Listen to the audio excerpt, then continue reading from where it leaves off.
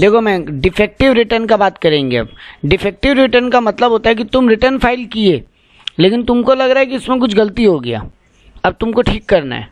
तुम return submit कर दिए, अब तुमको अपना गलती ठीक करना है। तो वो भी करने का ऑप्शन देता है क्या डिपार्टमेंट? बिल्कुल देता है।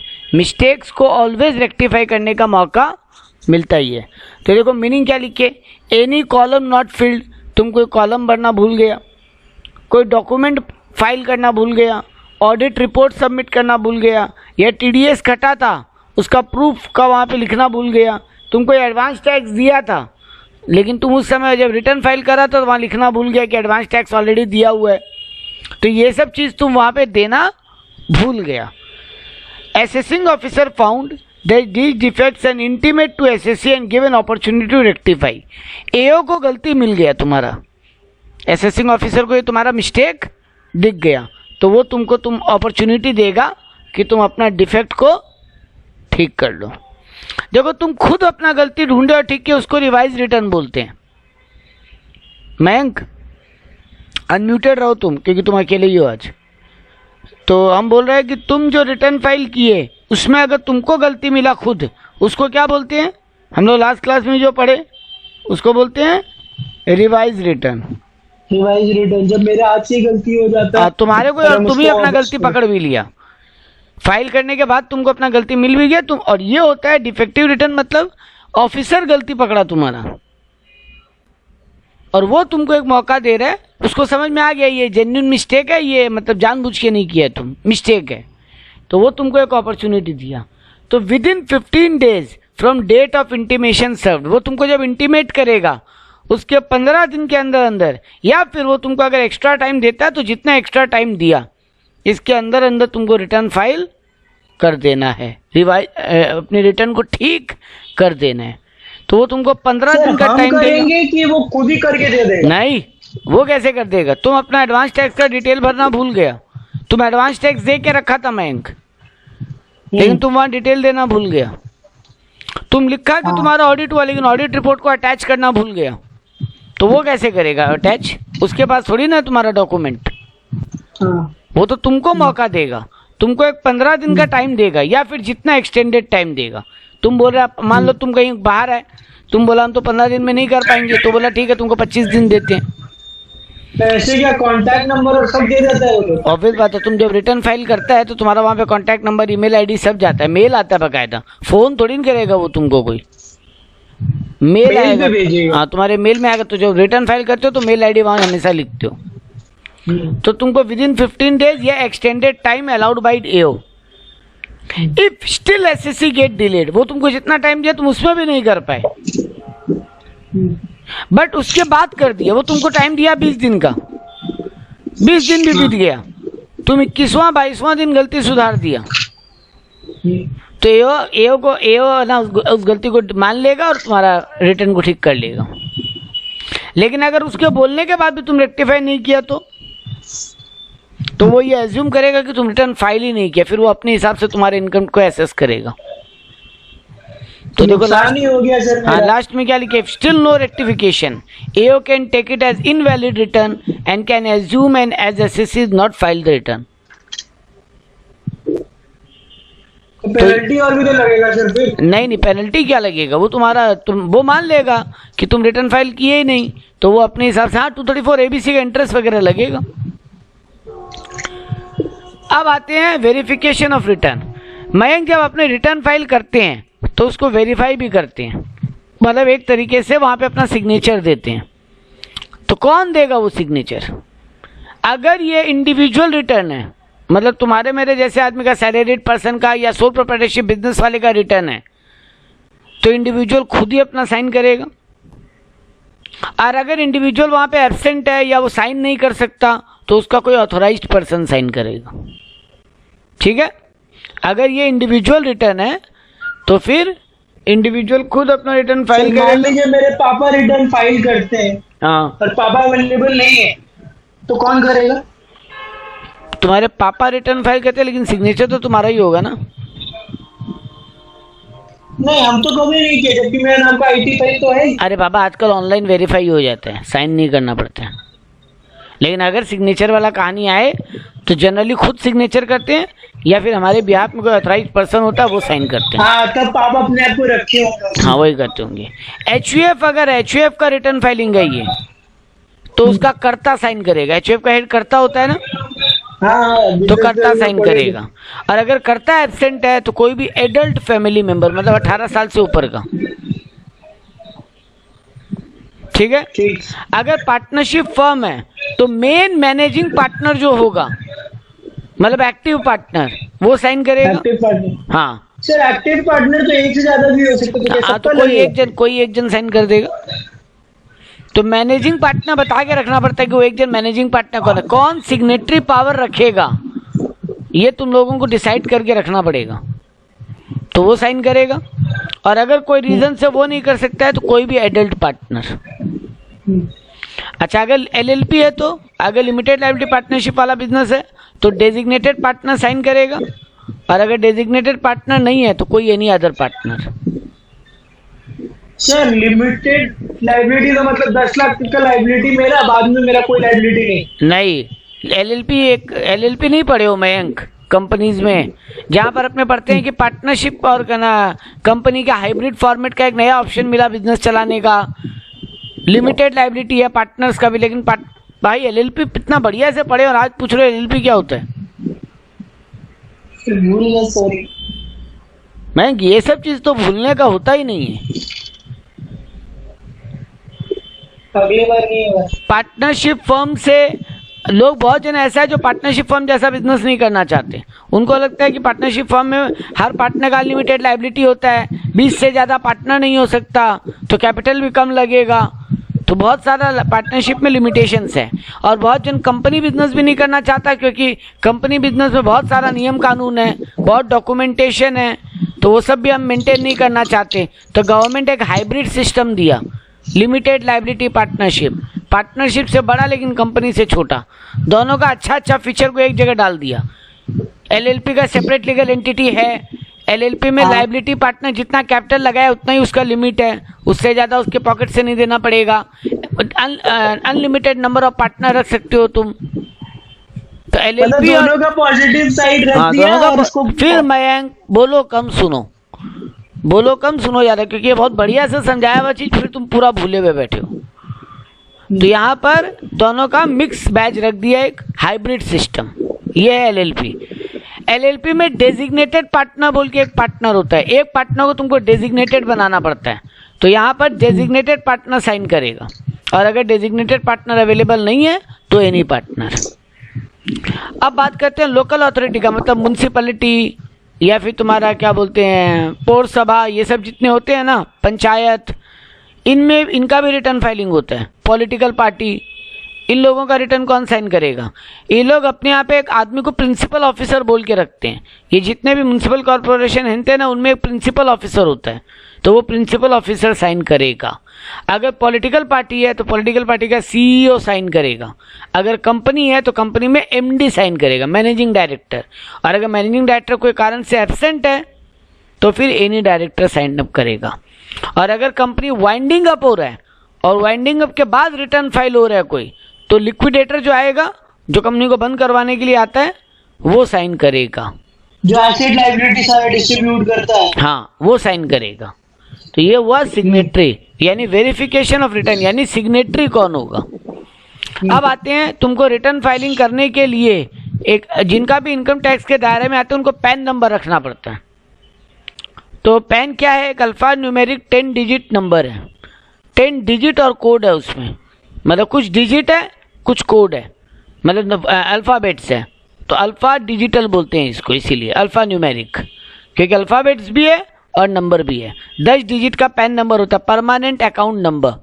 जैसे तुम्हारा आधार कार्ड का एक नंबर है, जैसे तुम्हारे कॉलेज का रजिस्ट्रेशन का एक नंबर है, वैसे इनकम टैक्स में भी तुम्हारा एक नंबर है, पैन नंबर। हाँ, कंपल्सरी टू गेट पैन। किन किन लोगों को पैन नंबर लेना कंपल्सरी है? Person whose total income exceed maximum exemption limit, यानी जिस आदमी का 2.5 लाख का लिमिट क्रॉस हो रहा है इनकम का, उसको पैन कंपल्सरी है लेना। Any resident person other than individual enter into a financial transaction of 2.5 lakh और मोर इन अ फाइनेंशियल ईयर। कोई आदमी 2.5 लाख से ऊपर का कोई ट्रांजेक्शन भी कर रहा है, कोई भी इंडियन रेसिडेंट 2.5 लाख से ऊपर का ट्रांजेक्शन भी कर रहा है, उसको भी पैन नंबर होना जरूरी है। Any person who turnover of goods and receipts exceed 5 lakh in a previous year, पिछला साल 5 लाख से ज्यादा का टर्नओवर यानी सेल हो रहा है, उसको भी पैन नंबर लेना कंपलसरी है। कोई चैरिटेबल ट्रस्ट अगर चला रहा है तो उसको पैन नंबर लेना कंपलसरी है। एनी पर्सन टैक्स डिडक्टेड, जिस आदमी का टीडीएस कटा है उसका भी पैन नंबर होना जरूरी है। पर्सन रिक्वायर्ड, ये वाला छोड़ दो, एसएससी अंडर जीएसटी, कोई आदमी अगर बिजनेस कर रहा है उसके बिजनेस पे जीएसटी एप्लीकेबल हो रहा है, उसको भी पैन नंबर लेना जरूरी है। तो इन लोगों को पैन लेना कंपलसरी है। अगर तुम्हारे को पेन लेना कंपलसरी हो, तुम्हारे पास पेन नंबर नहीं हो तो कितना का पेनल्टी लगेगा? 10,000 रुपया का पेनल्टी लगेगा। ठीक है, इन लोगों को पेन नंबर रखना जरूरी है। सर अगर इन प्रोसेस दिखा दें उसको तो भी मेरे से 50,000 रुपये लेगा? नहीं, तब नहीं लेगा। प्रोसेस तो तुम बोल दिया ना, मतलब तुम पेन नंबर के लिए अप्लाई कर दियो तो बस ठीक है, अप्लाई कर दियो मतलब पेन तो मिलेगा ही तुमको। अच्छा, इसके अलावा इन लोगों जो लोग इस लिमिट में नहीं आते लेकिन पैन नंबर लेना चाहते हैं तो ले सकते हैं। ऐसा कोई नहीं है कि इन्हीं लोगों को लेना है बाकी लोग नहीं ले सकते, तो इसको बोलते हैं वॉलेंट्री। इन लोगों को कंपलसरी है और जिसको इस दायरे में नहीं आता लेकिन पैन नंबर लेने का मन है वो लोग वॉलेंट्री अप्लाई करके पैन नंबर ले सकते हैं। एक आदमी का एक ही पैन नंबर होगा, एक आदमी का एक ही पैन नंबर हो सकता है। अच्छा, पैन नंबर लेने के लिए हम लोग जो फॉर्म भरते हैं उसको बोलते हैं 49A। अगर तुम इंडियन सिटीजन है तो तुम फॉर्म 49A भरेगा पैन नंबर अप्लाई करने के लिए, और अगर तुम नॉट इंडियन सिटीजन है तो 49AA भरोगे पैन नंबर अप्लाई करने के लिए। तो पैन नंबर का फॉर्म क्या है? 49A, 49AA। ए हो गया इंडियन सिटीजन के लिए, AA हो गया नॉट इंडियन सिटीजन के लिए। तो ये है पैन नंबर का कहानी। ठीक है, importance of PAN number, importance of PAN. PAN लेने का फायदा क्या है, या पेन कहाँ कहाँ भरना पड़ता है? तुमको अपने हर एक रिटर्न में, मतलब इनकम टैक्स डिपार्टमेंट में तुम कोई भी कागज जमा करोगे वहां तुमको अपना पेन नंबर भरना पड़ेगा। अदर कोई भी डॉक्यूमेंट तुम इनकम टैक्स अथॉरिटी को कोई चालान वगैरह भी भरोगे उसमें पैन नंबर भरना पड़ेगा।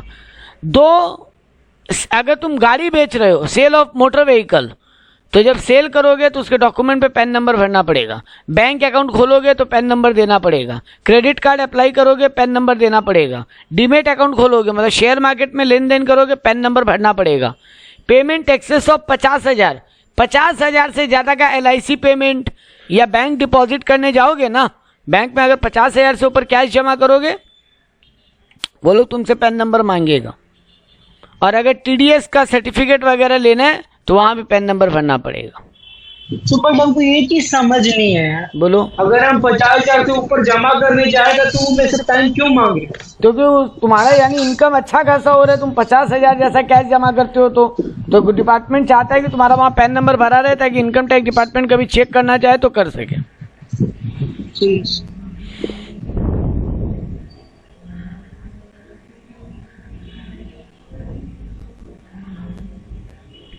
एक मिनट होल्ड करो। चलो ठीक है, आगे बढ़ते हैं। तो ये अच्छा, आजकल पैन नंबर के साथ वहाँ आधार नंबर भी ये सब जगह भरना अब जरूरी हो गया।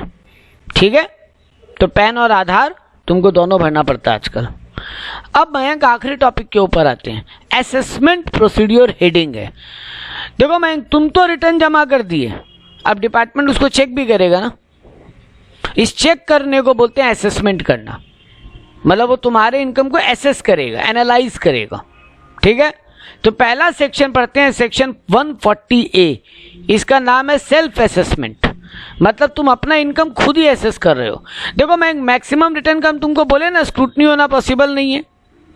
इंडिया में 30 करोड़ के आसपास रिटर्न फाइल होता है, बहुत सारा IT फाइल्स होता है, लेकिन हाँ 30 करोड़ के नहीं। ट्रेसेबल तो सभी है, ट्रेसेबल क्यों नहीं है भाई? तुम रिटर्न फाइल क्यों तो ट्रेस क्यों नहीं होगा?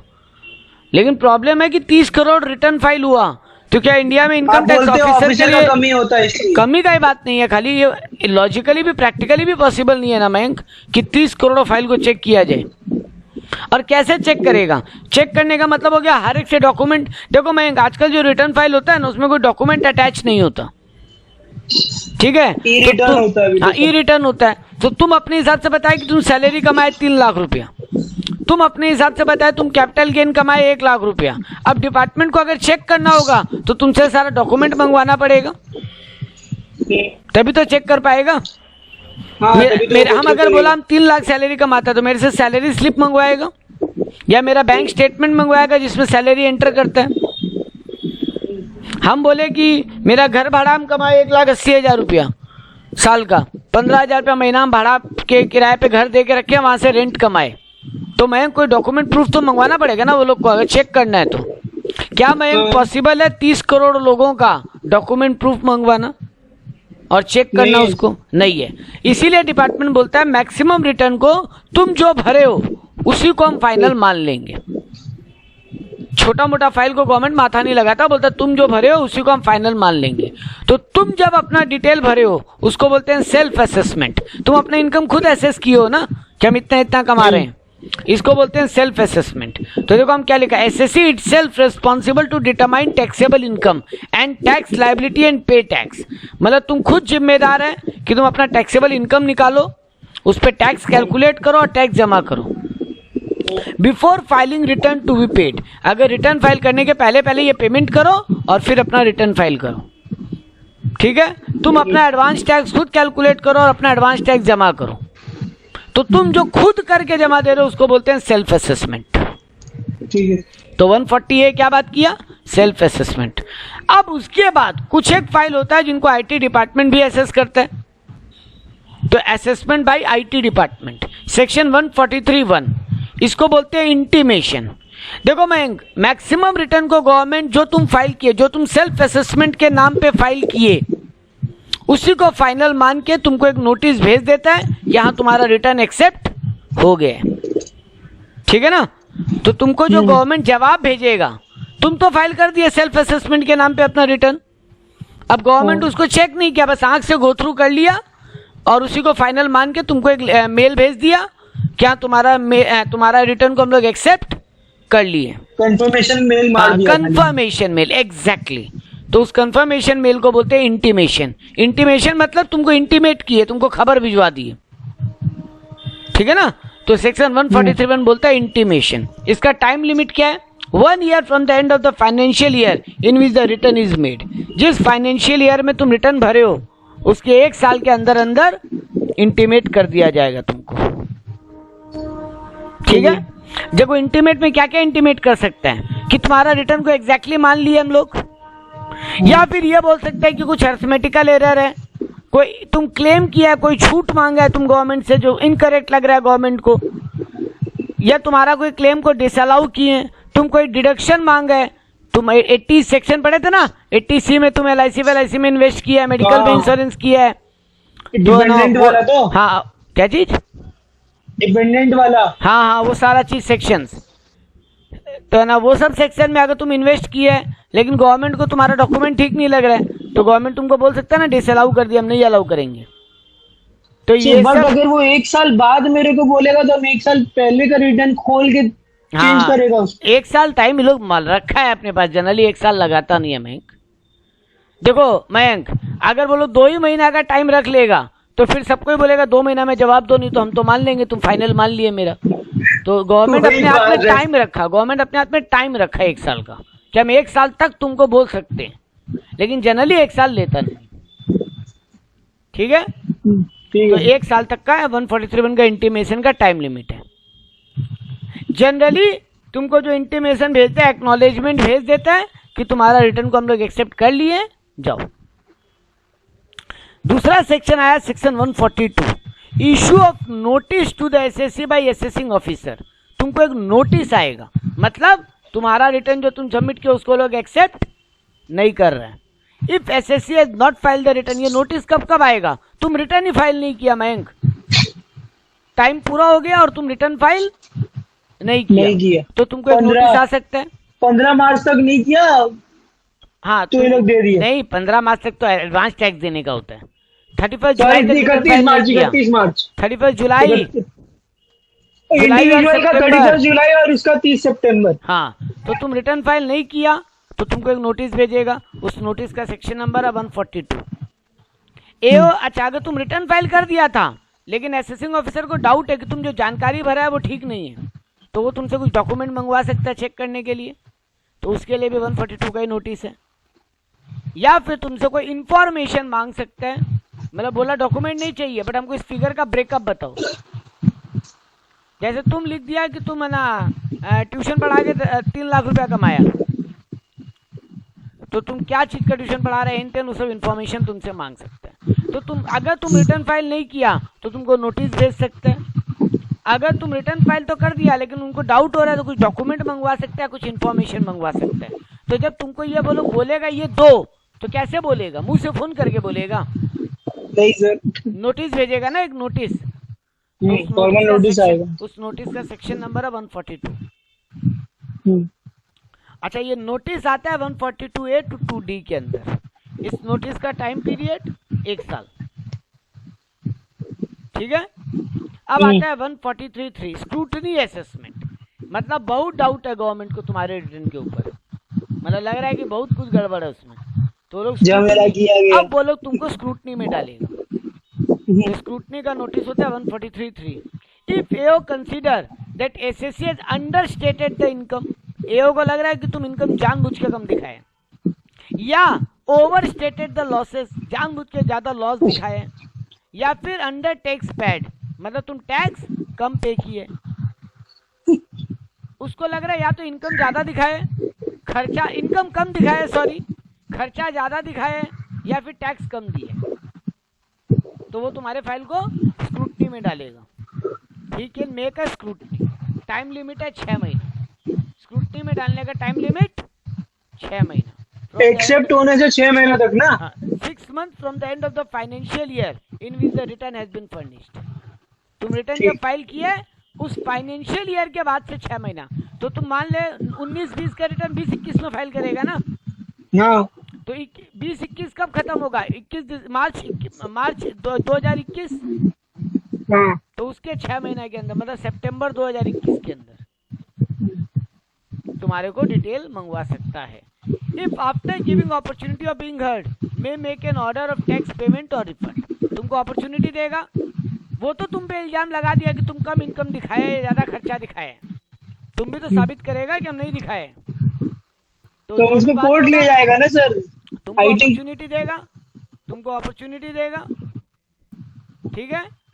तो अब अगर अपॉर्चुनिटी के बाद या तो टैक्स का पेमेंट होगा या तुमको रिफंड मिलेगा, जो भी होगा। सर जैसे ये सब केस में होता है कि कोर्ट में जाता है केस और लंबा आगे पढ़ेंगे भाई, आएगा रुक जाओ, पहले असेसिंग ऑफिसर को तो निपट लेने दो। तुमको वहां डाउट होगा तो तुम आईटीओ में कंप्लेन करो, तुम उनका अलग कोर्ट होता है, वहां कंप्लेन करो, वो सब ऑप्शन रहता है तुम्हारे पास। तुमको अगर आईटीओ बोल दिया कि तुम्हारा इनकम कम और तुम साबित कर दिए, तुम बोल रहे हम तो साबित कर दिए, बट आईटीओ मान नहीं रहे, तो आगे अपील करो ना, कोई मना थोड़ी कि एपेलेट ट्राइब्यूनल होता है ये लोग, और वहां भी तुम सेटिस्फाई नहीं है तो जाओ हाई कोर्ट, सब मौका है तुम्हारे पास, बट पहले आईटीओ से तो निपट लो।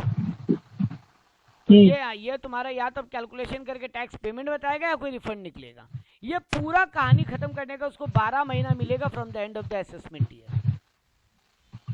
असेसमेंट ईयर से 12 महीना के 6 महीना के अंदर अंदर नोटिस देगा और 12 महीना के अंदर पूरा सेटलमेंट होगा, फाइनल कर देगा। तो ये था सेक्शन 143(3) स्क्रूटनी का।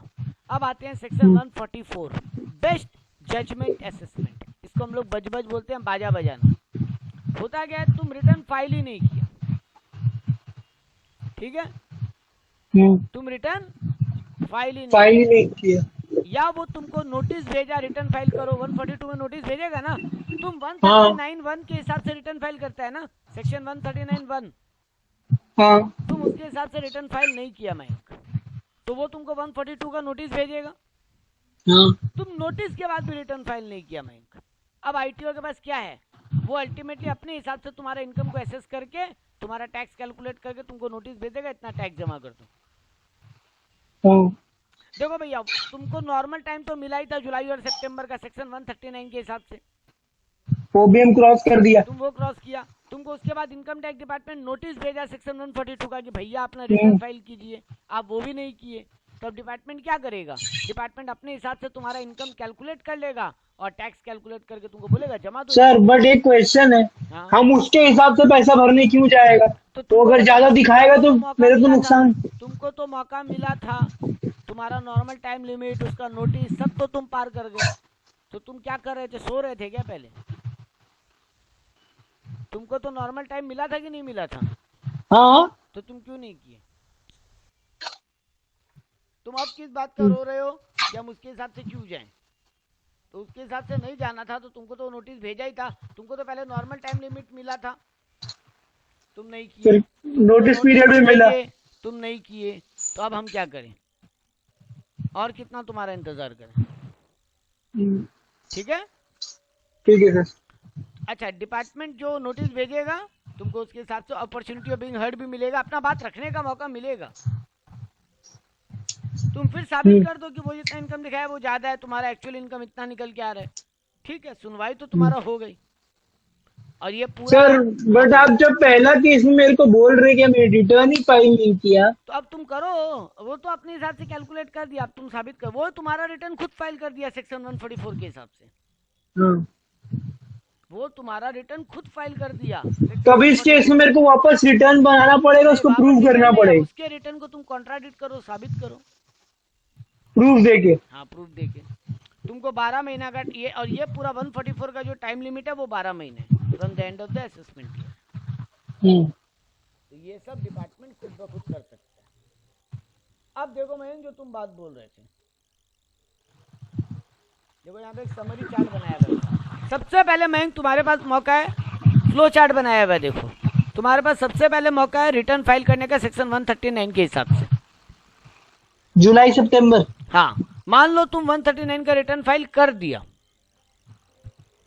तो अगर उसके बाद असेसिंग ऑफिसर क्या कर सकता है, या तो तुम्हारे रिटर्न को वहीं पे फाइनल मान लेगा, या तुमको 143(1) और 143(2) का नोटिस भेजेगा। ठीक है, नोटिस को तुम रेस्पॉन्ड करोगे, तो नोटिस को रेस्पॉन्ड करोगे, तुम्हारे फाइल का स्क्रूटनी होगा, फिर फाइनलाइज हो जाएगा। अगर तुम नोटिस को रेस्पॉन्ड नहीं करोगे तो क्या होगा, वो 144 के हिसाब से तुम्हारा रिटर्न खुद फाइल कर देगा और तुम्हारा असेसमेंट कंप्लीट कर देगा। तो देखो मैं पहला फ्लो चार्ट निकला, SSC file return under section 139 से, उसका एरो आके कहाँ टच कर रहा है, इंटीमेशन अंडर 143(1), फिर नोटिस अंडर 143(2), मतलब वही नोटिस देगा तुमको 143 का। अब उस नोटिस का या तो तुम जवाब दोगे या नहीं दोगे, दो बातें हो सकती है, या तो तुम जवाब दोगे या नहीं दोगे। तुम जवाब दिए तो स्क्रूटनी करेगा तुम्हारा फाइल को, स्क्रूटनी करेगा और फाइनली तुम्हारा असेसमेंट कंप्लीट कर देगा। मान लिया अगर जाएगा। तुम जवाब नहीं दोगे तो 144 के हिसाब से वो बेस्ट जजमेंट करेगा और फिर तुम्हारा असेसमेंट को कंप्लीट कर देगा। अब आते हैं उल्टा, उस दूसरी तरफ आओ, तुम 139 का रिटर्न फाइल किए ही नहीं, नो रिटर्न फाइल्ड, तो तुमको नोटिस मिलेगा 142(1) का, हाँ कि भरिए। हाँ, अगर या तो तुम रिटर्न भरोगे या नहीं भरोगे। अगर तुम भरोगे तो वो उसके बाद वो तुमको स्क्रूटनी का नोटिस दे सकता है आगे भी, और मतलब उसको डाउट है जो तुम भरे वो गलत है, तुम इनकम छुपा रहे हो या लॉस जानबूझ के ज्यादा दिखा रहे हो, तो वो तुमको 143 का स्क्रूटनी में भेजेगा। अब स्क्रूटनी का या तो तुम जवाब दोगे या नहीं दोगे, जवाब नहीं दोगे तो तुम्हारा बेस्ट जजमेंट कर देगा वो, और अगर जवाब दोगे तो तुम्हारे फाइल को स्क्रूटनी करके असेसमेंट कंप्लीट कर देगा। तो ये कहानी अल्टीमेटली असेसमेंट कंप्लीट दो तरीके से हो सकता था, या तो वो खुद करेगा या तो हम करवाएंगे। अब मयंक तुमको ये लगता है कि वो जो स्क्रूटनी किया, वो जो बोल रहा है वो गलत बोल रहा है, या वो 144 का बेस्ट जजमेंट गलत किया है, तो तुम अपील करो इनकम टैक्स। जो हमसे पहले क्वेश्चन पूछा था। अब सुनो पहले क्या होता है, तुम अपने आईटीओ को दोबारा बोलोगे कि सर एक बार फिर देखिए। देखो तुम वापस आईटीओ को अपील कर रहे हो, इनकम टैक्स ऑफिसर को वापस बोल रहे हो कि मेरा फाइल एक बार फिर से देखिए आप। आईटीओ फिर देखा और बोला कि नहीं हम जो बोल रहे हैं वही सच है, तब तुम जा सकते हो कमिश्नर अपील में, अपीलेट ट्राइब्यूनल में। अपीलेट ट्राइब्यूनल में अगर तुमको लगता है कि वहां भी तुम्हारा बात को सुनवाई नहीं हुआ तो तुम कमिश्नर अपील में जा सकते हो। कमिश्नर अपील में भी अगर तुमको लगता है सुनवाई नहीं हुआ तब तुम कोर्ट जा सकते हो। पहले इन लोग का कोर्ट फिर हाई कोर्ट। हाँ, इन लोग आजकल ना मैं ये सब जितने डिपार्टमेंट है ना गवर्नमेंट के, इन लोगों का अपना अपीलेट ट्राइब्यूनल होता है, इनका अपना कोर्ट होता है, वो लोग खाली इनकम टैक्स का मैटर का सुनवाई करेगा ताकि जल्दी, क्योंकि देखो हाई कोर्ट सुप्रीम कोर्ट में ऑलरेडी बहुत केस है ना बेटा, हाँ तो वहाँ केस करने जाओगे, वहाँ ऑलरेडी लाखों करोड़ों केस चल रहे हैं। वहाँ तो ऐसी समय नहीं। हाँ, तो ये लोग बोलते हैं कि हम लोगों का एक कोर्ट बना के रखे जहाँ पे खाली इनकम टैक्स का मैटर का सुनवाई हो। फास्ट ट्रैक कोर्ट टाइप हो गया। एकदम एकदम एकदम फास्ट ट्रैक कोर्ट टाइप का। अब आते हैं आखिरी दो टॉपिक के ऊपर, रेक्टिफिकेशन ऑफ मिस्टेक बोल के एक सेक्शन है, section 154, an income tax authority to empower suo motu application by the assessee. देखो इनकम टैक्स तुम्हारा रिटर्न फाइनलाइज कर दिया मयंक, उसके बाद तुमको गलती में याद आया अपना, इनकम टैक्स ऑफिसर जो फाइनलाइज किया उसमें ऊपरी तौर पे कुछ गड़बड़ है। ऊपरी गड़बड़ का मतलब हो गया जैसे अर्थमेटिकल कैलकुलेशन मिस्टेक हो गया है कुछ, आजकल तो प्लस माइनस में गलती, आजकल तो सॉफ्टवेयर से होता है कैलकुलेशन, इसलिए गलती का स्कोप नहीं है, बट फिर भी अगर मान लो कोई कैलकुलेशन मिस्टेक हो गया, 2 + 2 5 लिखा हुआ है वहां पे, है ना, हो सकता है ना, कैलकुलेशन इतना सारा फिगर्स होता है, कोई मिस्टेक हो गया लेने में, तो वो सब मिस्टेक क्या तुम रेक्टिफिकेशन के लिए अपील कर सकते हो, और इसका टाइम लिमिट है 4 साल from the end of the financial year, मतलब 4 साल पुराना रिटर्न में भी तुम गलती अगर तुमको मिल जाता है तुम ठीक करवा सकते हो। क्या बात, बहुत टाइम देता है डिपार्टमेंट भाई, तुम्हारा कोई भी प्रॉब्लम है तो आओ सॉल्व कर देते हैं। और मैक्सिमम इसमें 1 साल तो बेसिक पकड़ रहे हैं, बेसिक पकड़ रहे हैं लोग, बहुत टाइम देता है तुमको, डिपार्टमेंट भी टाइम लेता है, तुमको भी टाइम देता है गलती सुधारने का। अच्छा, लास्ट है deemed notice section 156, on completion of assessment है डिमांड नोटिस, सॉरी डीम नहीं डिमांड नोटिस बोलना था। डिमांड नोटिस का मतलब होता है कि भैया तुम्हारा इतना पेमेंट अभी भी बच गया है, कर दो।